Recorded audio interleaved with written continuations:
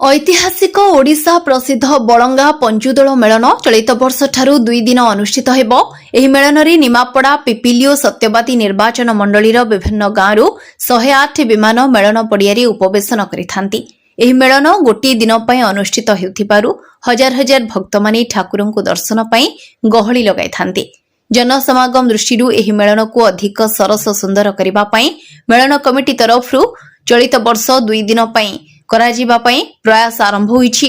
एनै बलंगा melon committee तरफरु सभागृहरे सोमवार संध्यारे melon committee पक्षरु दोळोनी आसुथिबा विभिन्न ग्रामर यथा बेरबोई, तरबोई, सुनिंदा, खंडायत पाटणा, शंभु भारती पाटणा, तेरहळ, विराट साही, कमाकंतिया, चंद्रादेईपुर, गोकन आदि गांवर मुरबीमानंकु नै एक प्रस्तुति बैठक अनुष्ठित होइथिबा बेले कमिटीर एभली प्रस्तावकु आसिथिबा मुरबीमाने स्वागत करिसथि।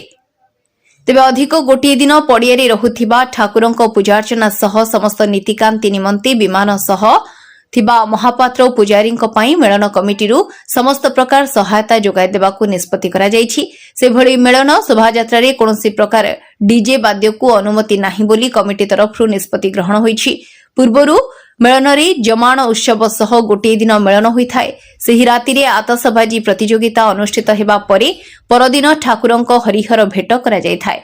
मेलन कमिटीर कार्यकारी सभापति प्रफुल्ल कुमार प्रधान अध्यक्षतार अनुष्ठित बैठक में सभापति प्रभाकर दलाई, संपादक बलभद्र जेना, प्रसन्न कुमार सतपथी, प्रफुल्ल कुमार बेहेरा, पूर्वतन समिति सभ्य कृपा सिंधु दत्तक सह मेलन कमिटीर समस्त सभ्य उपस्थित।